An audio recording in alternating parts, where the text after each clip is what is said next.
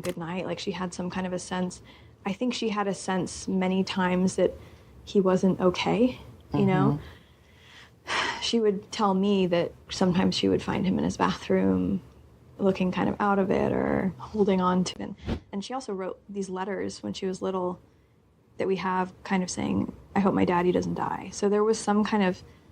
Imagine quarto que esteve trancado por mais de 40 anos. Cofre de segredos que nenhum fã jamais viu. E, de repente, a neta do próprio rei surge e revela cada canto escondido.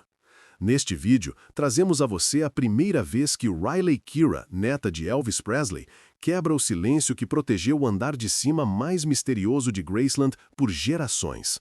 Desde cartas lacradas e gravações nunca ouvidas, até túnel que, segundo rumores, corre sob a casa, ela abre a porta para um mundo que até os mais devotos fãs de Elvis nunca souberam que existia.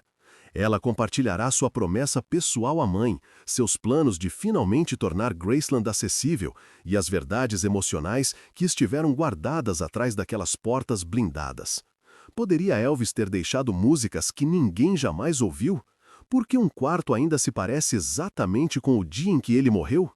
Prepare-se para entrar no santuário intocado, que tem sido uma cápsula do tempo por décadas, e descubra por que o legado Presley está prestes a ganhar uma dimensão totalmente nova.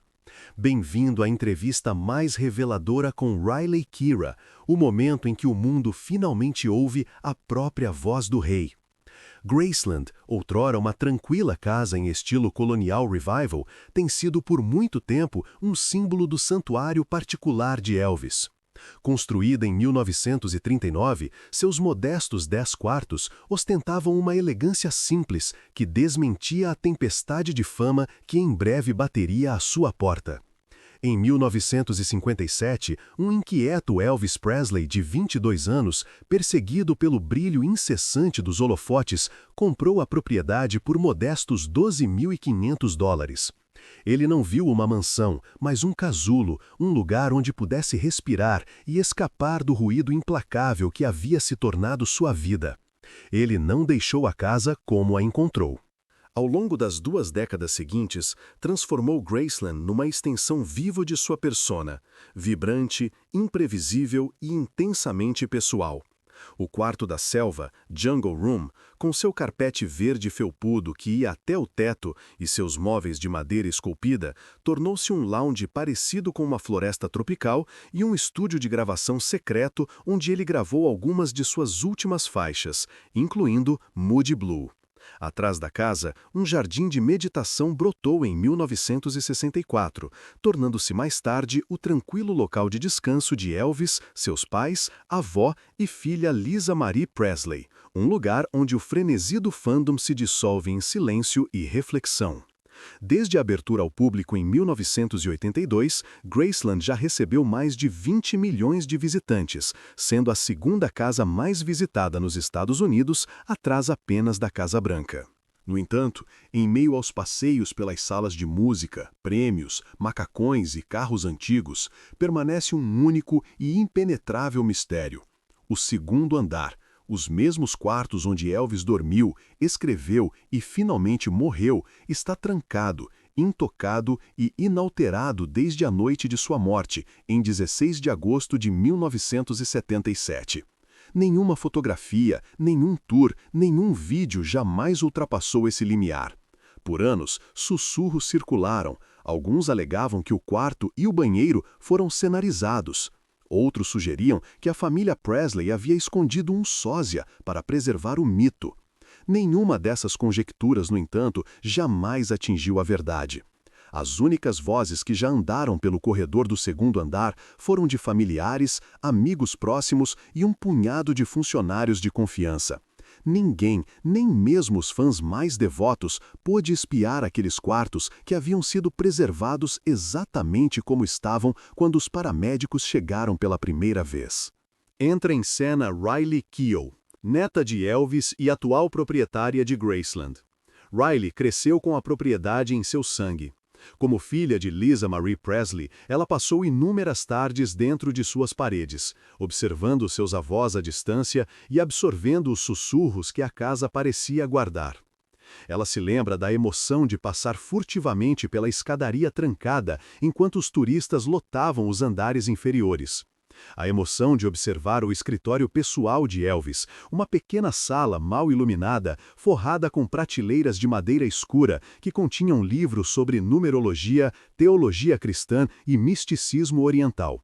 Aquelas prateleiras não eram meramente livros, eram uma janela para um homem que lutava com a fama, a espiritualidade e a solidão.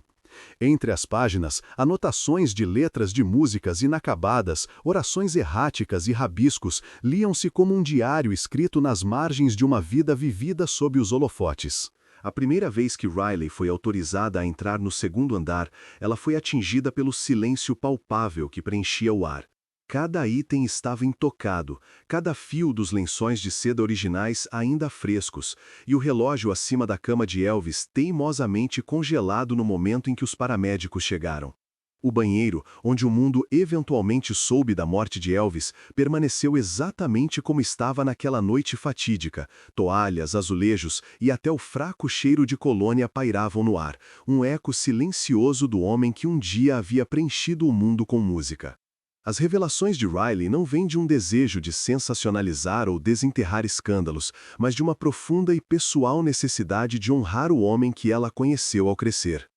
O segundo andar é uma cápsula do tempo dos últimos dias de Elvis, um espaço sagrado que a família guardou com amor, e não com segredo. Nele, Riley descobriu uma caixa de sapatos marcada com "não abrir", contendo cartas endereçadas a Lisa Marie e uma nota simples e assombrosa: "Para quem encontrar isso depois que eu for embora." Esses itens, íntimos e profundamente pessoais, permanecem trancados para a proteção da privacidade e reverência. Quando ela falou sobre esses quartos, a voz de Riley carregava o peso do legado de sua família. Ela descreveu como a cama, ainda adornada com seus lençóis originais, permanece como uma testemunha silenciosa de uma vida que outrora reverberava com música. Ela lembrou-se de ver uma Bíblia em uma mesinha de cabeceira, suas páginas preenchidas com anotações manuscritas e frascos de analgésicos que aludiam às lutas que ele suportou por trás da cortina da fama. Cada detalhe é uma peça do quebra-cabeça que, juntos, conta a história de um homem que buscou consolo em um lugar que se tornou seu refúgio final. Para o mundo, essas revelações são um lembrete profundo de que Graceland é mais do que um museu. É um testamento vivo das complexidades de uma lenda. O segundo andar não é meramente um quarto, é uma memória em movimento, um espaço santificado onde os ecos da voz de Elvis ainda perduram. É um lugar que, pela primeira vez, um membro da família está disposto a deixar o mundo entrar, não para expor escândalos, mas para honrar a verdade. A decisão de manter os quartos do andar de cima lacrados nunca foi sobre esconder um crime ou um mito. Tratava-se de preservar um momento de humanidade. Vernon Presley, pai de Elvis, garantiu pessoalmente que o andar superior permanecesse intocado, uma ordem familiar nascida do amor, não da publicidade. Os quartos nunca foram limpos, modernizados ou alterados. Eles permanecem congelados na hora exata que marcou o fim de uma era. A abertura de Riley Keough nos convida a entender o homem por trás da música. Através de seus olhos, o andar de cima de Graceland se torna um santuário de emoção pura, um testemunho de uma vida que foi extraordinária e profundamente humana. É um lugar que convida ao respeito, à reverência e, talvez acima de tudo, a uma compreensão silenciosa de que algumas histórias são melhor sussurradas nas paredes de uma casa que um dia acolheu uma lenda. O quarto silencioso, um recanto escondido no final do corredor do andar de cima, desdobrou-se na descrição de Riley como um segredo guardado por décadas. Ela falou de sua iluminação baixa e ambiente, do zumbido suave de uma velha máquina de som e das almofadas arranjadas em um círculo frouxo no chão. It was only her and her dad, so I think she got a lot of intimate time up there with him. No one else was up there. Elvis se retirava para lá para orar, para refletir, para simplesmente ser. Nenhuma fotografia ou relato de fãs jamais capturou aquele espaço. Ele permaneceu invisível ao público até que Riley o mencionasse. Ela o descreveu como a parte mais honesta do homem, um santuário onde ele buscava paz em meio a um mundo que nunca silenciaria seus holofotes. A decisão de Riley de revelar esta câmara oculta não veio de um desejo de sensacionalismo, mas da necessidade de encerramento após o falecimento de Lisa Marie. O andar de cima de Graceland permaneceu em silêncio por anos, uma área sagrada que sua mãe guardava ferozmente. Agora, como proprietária e a voz do legado, Riley sentiu que era hora de compartilhar os capítulos nunca vistos da vida de Elvis. Ela enfatizou que o andar de cima permaneceria fechado ao público. As histórias destinavam-se a aprofundar a conexão emocional, não a conceder acesso físico. Ela ressaltou que alguns espaços pertencem à família, não à mídia, e que o sigilo pode coexistir com a transparência. No entanto, os mitos em torno da propriedade cresceram como videiras, entrelaçando verdade com especulação. Entre os mais duradouros está a teoria de que Elvis fingiu sua morte e escapou por um túnel sob Graceland. Para alguns, a ideia soa como um ponto de virada em um romance de suspense. Para outros, parece uma rota de fuga plausível para um homem oprimido pela fama. Os rumores decorrem de vários fatores: o layout da propriedade, a brusquidão da retirada de Elvis da vida pública e os detalhes peculiares que surgiram nas semanas e meses antes de sua morte. A teoria do túnel alega que existia uma passagem oculta da casa principal para a parte de trás da propriedade, talvez se estendendo até além da propriedade para uma área arborizada atrás dela. Alguns ex-funcionários aludiram a coisas que nem mesmo os funcionários veem, enquanto outros negaram totalmente tal passagem. Plantas oficiais não mostram túneis. No entanto, os documentos são incompletos por design, excluindo deliberadamente o segundo andar. O mistério se aprofundou quando um jornalista freelancer, em 1987, teria se esgueirado na propriedade e alegado ter encontrado uma entrada de concreto parcialmente oculta perto da garagem dos fundos. Nenhuma evidência fotográfica sobreviveu, mas a alegação foi suficiente para alimentar a especulação. Paralelamente aos rumores do túnel, há avistamentos de um homem que se assemelhava a Elvis. Em 1978, um ano após a morte de Elvis, um homem com sua semelhança foi visto embarcando em um avião no Aeroporto Internacional de Memphis, sob o nome de John Burroughs, um nome que o próprio Elvis havia usado em turnê. O avistamento foi descartado como coincidência pelas notícias locais, mas desencadeou uma onda de relatos semelhantes. Em 1984, um turista fotografou um jardineiro relaxando atrás da casa, e os fãs insistiram que o homem era Elvis. A foto foi analisada, mas nunca verificada de forma conclusiva. Avistamentos subsequentes: Elvis em um Burger King no Texas, um funcionário do DMV na Califórnia, um frequentador de um show de imitadores em Nevada, continuaram a surgir, cada vez adicionando camadas ao mito. Algumas testemunhas mais tarde retrataram ou revisaram suas alegações, mas as histórias persistiram, impulsionadas pelo apetite do público pelo mistério. Os detalhes legais da morte de Elvis também alimentam o rumor.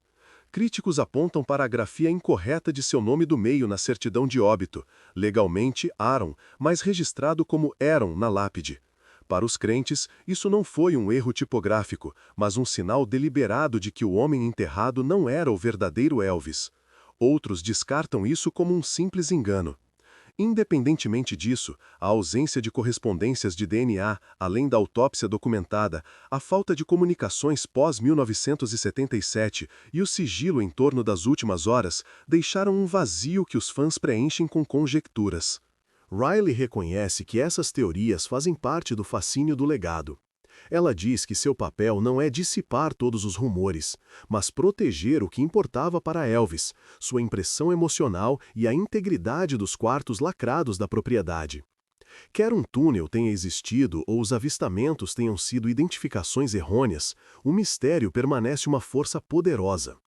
Alguns encontram conforto na ideia de que Elvis escolheu desaparecer em seus próprios termos.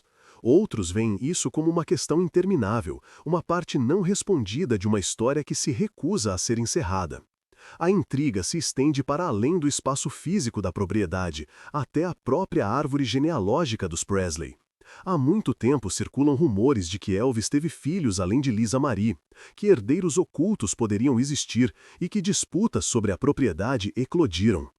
A intriga se estende para além do espaço físico da propriedade, até a própria árvore genealógica dos Presley. Há muito tempo circulam rumores de que Elvis teve filhos além de Lisa Marie, que herdeiros ocultos poderiam existir e que disputas sobre a propriedade eclodiram. Amostras de DNA, certidões de nascimento e fotografias surgiram de supostos herdeiros terceiros, mas a maioria das alegações foi rejeitada ou ignorada. No entanto, a persistência dessas alegações sugere que a narrativa da família ainda está sendo reescrita. Hoje, a propriedade Presley é controlada por uma complexa teia de proteções legais que dificultam a contestação. Priscilla Presley tem se manifestado recentemente em meio a uma batalha legal pela posse da propriedade, adicionando outra camada de drama. Como custódios da propriedade, Priscilla e Priscilla Presley, as batalhas legais atuais de Priscilla e a administração protetora de Riley se entrelaçam. O valor da propriedade é imenso, mas sua gestão é igualmente protegida. Em última análise, Riley permanece firme. Alguns aspectos da vida de Elvis devem permanecer sem resposta. A existência de um túnel, a veracidade dos avistamentos e a completude da árvore genealógica Presley talvez nunca sejam comprovadas de forma conclusiva. Para um homem que viveu diante do mundo, manter uma parte oculta de si mesmo velada foi talvez o ato mais rebelde de todos. Os quartos lacrados de Graceland permanecem como um testemunho dessa rebelião, um lembrete silencioso e reverente de que alguns mistérios são parte integrante da história e algumas respostas devem permanecer ilusórias. Após o falecimento de Lisa Marie Presley em 2023, o manto de Graceland passou para sua filha, Riley Keough, aos 34 anos. Mas essa transferência não foi uma simples passagem de bastão. Ela desencadeou um feroz confronto legal com Priscilla Presley, que contestou uma emenda de 2016 ao fideicomisso. Embora a disputa tenha sido resolvida fora do tribunal, ela expôs a dupla natureza do legado Presley, uma saga emocional e um campo de batalha de bens avaliados em centenas de milhões de dólares. Dentro dessa arena, o antigo rumor de um herdeiro secreto ganha força, porque qualquer reivindicação à linhagem de Elvis agora carrega um enorme peso financeiro. A propriedade Presley é governada pelo Elvis Presley Trust, um mecanismo legal que controla não apenas finanças e bens, mas também licenciamento de imagem e propriedade intelectual. Para alguém obter direitos de herança, o tribunal exige mais do que um retrato de família. Uma cadeia de custódia documentada, DNA verificado e prova de ligação biológica. No entanto, os poucos indivíduos que se apresentaram alegando ser filho ou filha de Elvis, em grande parte não conseguiram atender a esses padrões. Um homem tentou exumar o corpo do rei para testes de DNA, mas o pedido foi negado.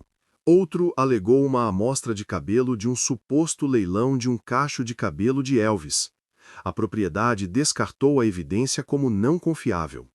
Em muitos casos, a evidência de DNA se origina de memorabilia de fãs, itens pessoais não verificados ou amostras de terceiros manuseadas sem protocolos rigorosos. Consequentemente, a maioria dessas alegações colapsa antes de chegar a um tribunal. Apesar dos reveses legais, sussurros de relacionamentos ocultos e filhos não reconhecidos persistem.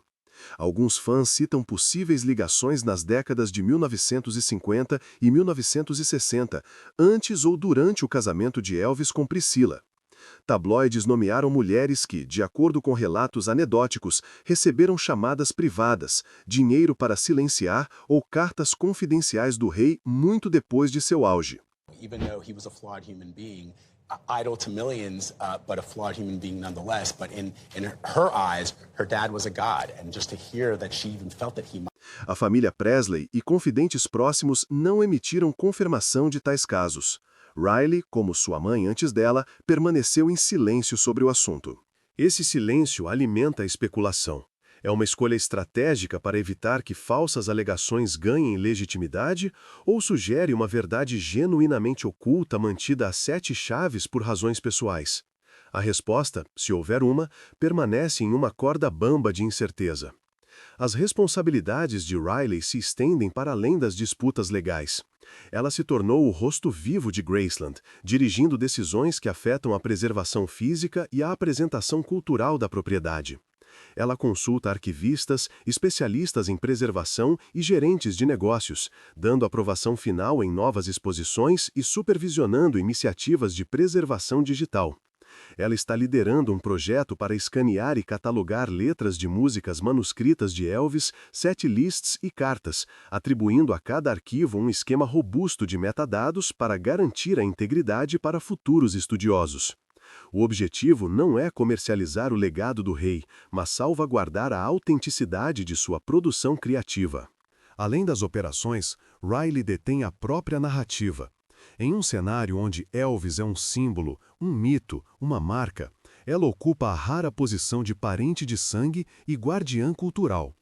Ela articulou que Graceland deveria ser um espaço vivo e não um museu. Não se trata de congelá-lo no tempo, diz ela. Trata-se de garantir que ele seja compreendido.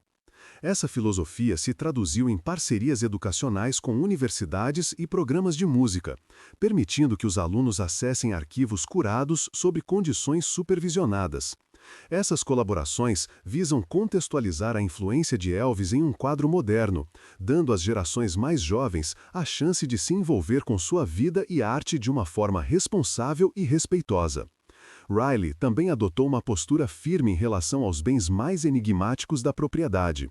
Os quartos do segundo andar, há muito lacrados e intocados, continuam sendo uma fonte de intriga. Ela confirmou que esses quartos ainda estão intocados, descrevendo-os como congelados no tempo.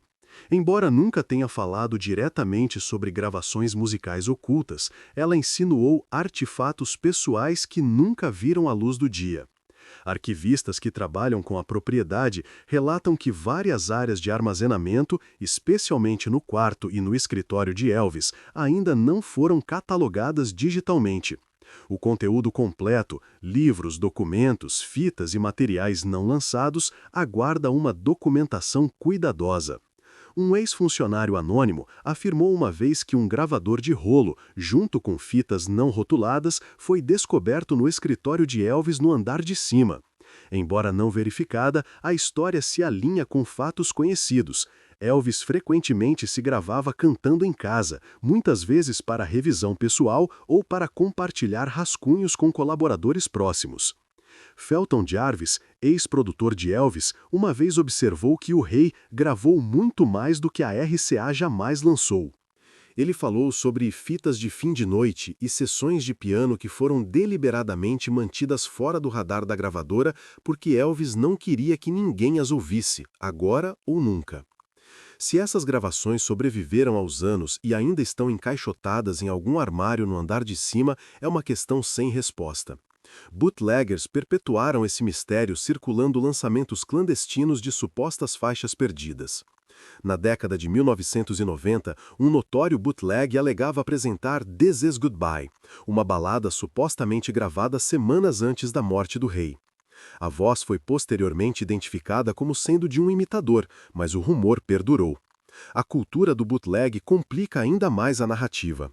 Enquanto a RCA e a Sony lançaram box sets curados de takes alternativos, o cofre pessoal de Elvis permanece guardado.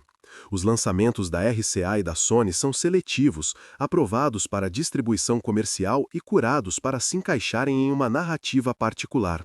Em contraste, o conteúdo dos quartos lacrados de Graceland ainda pode conter gravações não filtradas e profundamente pessoais. Uma alegação anônima em um fórum de fãs mencionou um gravador de rolo com uma pilha de fitas não rotuladas encontradas no escritório de Elvis. Se verdadeiras, essas fitas podem revelar experimentos vocais privados do rei, improvisações de piano e interpretações espontâneas, materiais nunca destinados aos ouvidos do público. Se elas sobreviveram e se ainda estão encaixotadas em algum lugar no escritório do andar de cima, é uma pergunta que ninguém pode responder definitivamente hoje. O controle de Riley sobre a história da propriedade é absoluto. Ela não abriu o segundo andar ao público, insistindo que os quartos permanecem intocados, congelados no tempo. Ela se abstém de permitir que pesquisadores externos entrem no escritório, mesmo quando se trata de potenciais gravações musicais.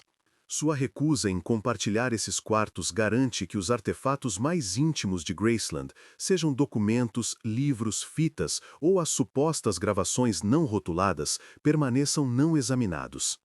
Essa opacidade deliberada é uma faca de dois gumes, preserva o mistério, mas também deixa estudiosos e fãs sem evidências concretas. Nesta saga contínua, a administração de Graceland por Riley Keough encarna um paradoxo. Ela protege o legado do rei, garantindo que cada página, cada letra e cada quadro sejam preservados com cuidado meticuloso. Simultaneamente, ela controla a narrativa, decidindo quais histórias chegam ao conhecimento do público e quais permanecem trancadas atrás de cortinas de veludo.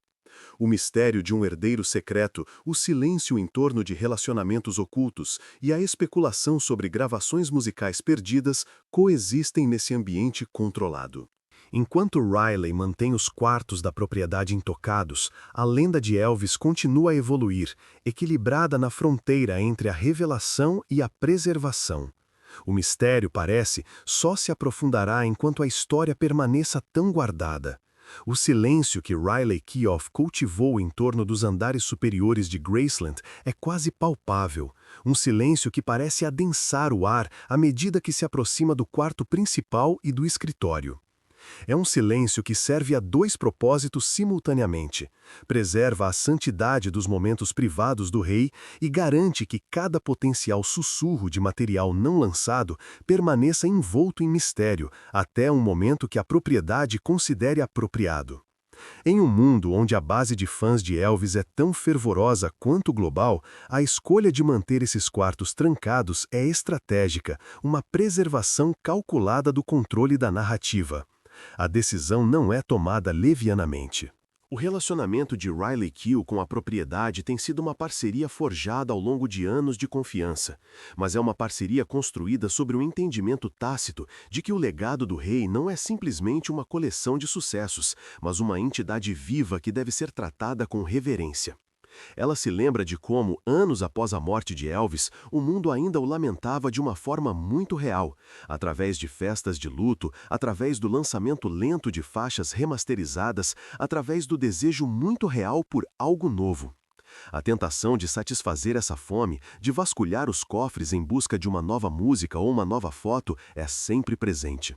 No entanto, a cada busca, a cada esforço de catalogação, Riley é forçada a confrontar um dilema. O apetite do público por material não descoberto supera a possibilidade de manchar a imagem cuidadosamente curada que perdurou por décadas. E há consequências para as pessoas que ousam intrometer-se. Em 2014, um grupo de pesquisadores e arquivistas dedicados conseguiu adquirir uma cópia não verificada de uma fita de rolo da propriedade, embora a autenticidade da gravação tenha sido contestada. A alegação deles, circulada entre fóruns de fãs, acendeu uma nova onda de especulação de que o estúdio particular do rei ainda poderia estar produzindo material novo. A resposta de Riley Keough foi rápida e decisiva.